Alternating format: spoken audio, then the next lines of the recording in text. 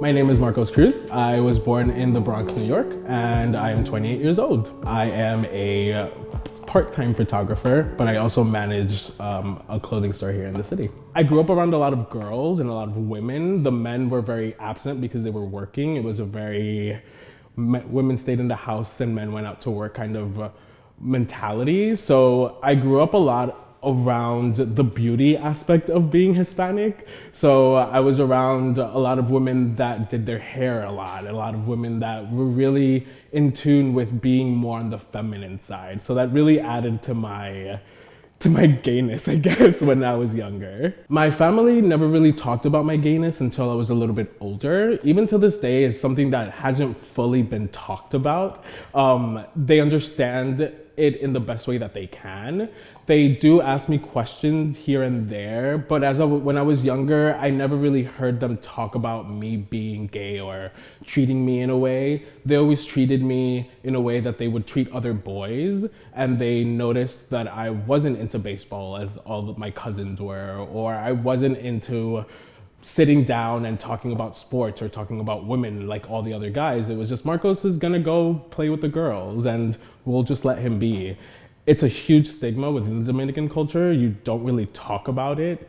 And if you do, it's in a way where you're asking questions and not really taking it all in. And that was my experience growing up. It was something that was there, but it wasn't fully really talked about. I remember when I went to Dominican Republic back in 2007, that was my first time going back to my mom's home country in a really long time. And going to the village where she grew up and seeing how the few gay men that were out were treated, they called them la mariposas. They called them like little butterflies. I remember we went for patronales, which is basically like Holy Week. And the mariposas went up to the stage and they performed a song and people were mocking them. They weren't embracing what was going on. They were pointing and laughing.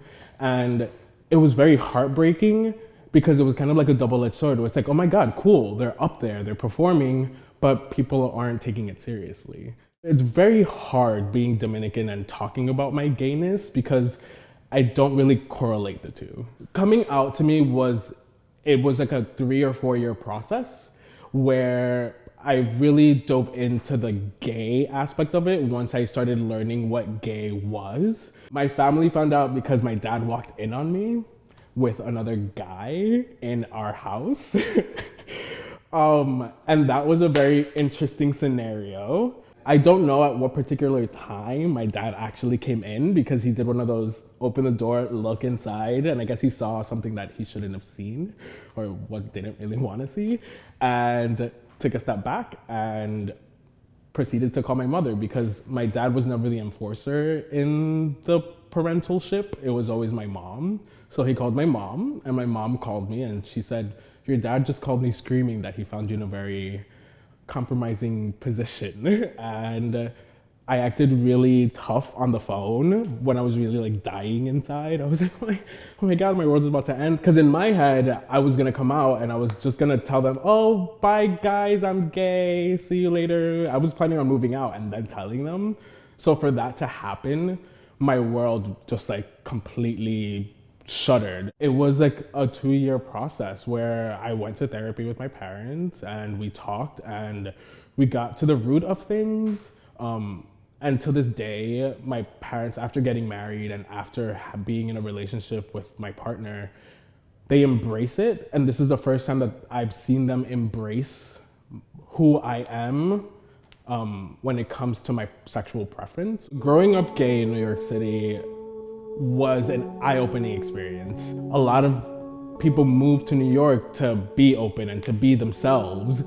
I grew up here, so I was always myself. I was always open. I was always willing to accept things even though they were different.